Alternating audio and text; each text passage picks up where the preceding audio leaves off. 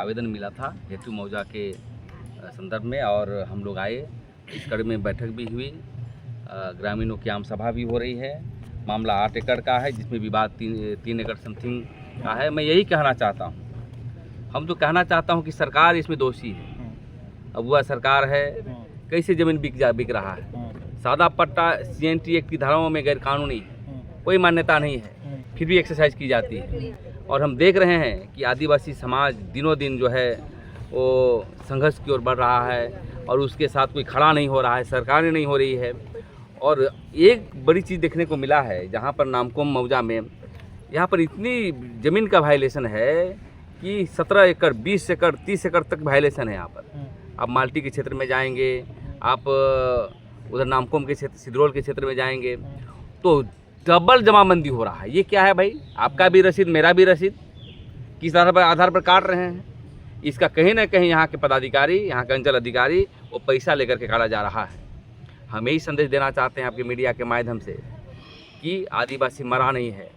हमारे अध्यक्ष जी बोल रहे थे उलगुलान पार्ट 2, उलगुलान एक उलगुलान चली थी बिरसा मुंडा के समय में, अब उलगुलान फिर हम चलेंगे।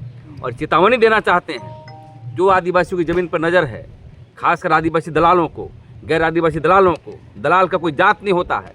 दलाल चाहेगा तो किसी को भी बेच सकता है, लेकिन दलाल को मैं यही कहना चाहते हैं, जब समाज जग रही है तो आप किसी भी कीमत पर हमारी ज़मीन पर नज़र ना रखें।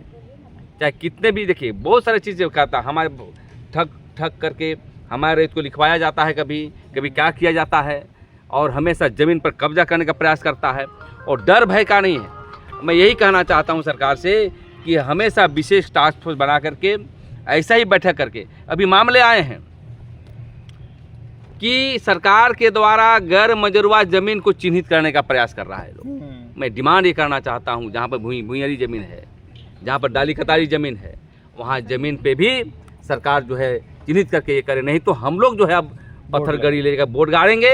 अब ये हम लोग अगला बैठक में प्रस्ताव लेंगे, जहाँ जहाँ मेरा भूइयारी ज़मीन होगा वहाँ पर गाड़ करके जो है प्रतिवाद करेंगे, विरोध करेंगे। मैं यही कहना चाहता हूँ, ज़मीन के मसले पर किसी भी कीमत पर हम झुकेंगे नहीं, कंप्रोमाइज़ बर्दाश्त नहीं करेंगे, क्योंकि हमारा समाज गरीब है। और वैसे लोगों को भी हम कहना चाहते हैं कि आदिवासी समाज के दलाल वो क्या करता है, स्कॉर्पियो खरीद के बड़े बड़े बिल्डिंग बनाता है और मुँह में तेल लगा के घूमता है, उसको लगता है कि बाप का कमाया हुआ चीज़ है। अरे भाई, ज़मीन बेचना छोड़ो, कोई व्यापार करो, क्योंकि आदिवासियों का उद्देश्य और लक्ष्य आदिवासी धर्म और ज़मीन है। ये जब नहीं रहेगा तो हम कहीं नहीं रह पाएंगे। और इसी कड़ी में आज हम आए हैं, इनके साथ रहेंगे, अभी मुआयना भी करेंगे। और मैं ये भी कहना चाहता हूँ जो रेत के लोगों को, जो गैर आदिवासी लोग हैं, कि आप ज़मीन पर, आदिवासी ज़मीन पर हस्तक्षेप करने का काम न करें, अन्यथा खूनी संघर्ष होगा। और आने वाले से प्रशासन से भी चेतावनी देना चाहते हैं, जहाँ पर देखते हैं कि गैर आदिवासी बना रहा है तो पुलिस नहीं जाती है, जहाँ आदिवासी बनाने जाता है सट पुलिस आ जाता है। तो हम ये कहना चाहते हैं किसी से डरने की ज़रूरत नहीं है। और देखते हैं कि वकील का भी बहुत बड़ा रैकेट काम कर रहा है यहाँ पर हारने का, बड़े बड़े टीम में भी चल रहा है। वकील 2 वकील मिलते हैं और अंडरग्राउंड मिल करके हारने का पैसा लेता है, कितना 5 करोड़ 10 करोड़ बड़े बड़े पैसा लेते हैं। मैं यही कहना चाहता हूँ समाज के लोगों से कि आप जो है बैठक करिए, हमेशा जो है जागरूकता फैलाएं हम लोग, और ज़मीन बचाने का काम करेंगे। नहीं तो कोई बचाने वाला काम नहीं है।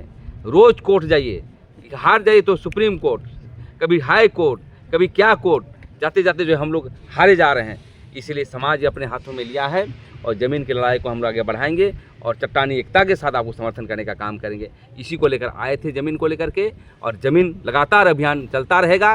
प्रशासन सरकार से कहेंगे कि हम लोग को मदद करिए, हम लोग को डराइए मत, मदद करिए, क्योंकि आप जिस ज़मीन में आप काम कर रहे हैं वो आदिवासियों की ज़मीन है, और ये अलग राज हुआ है ज़मीन और धर्म को लेकर के।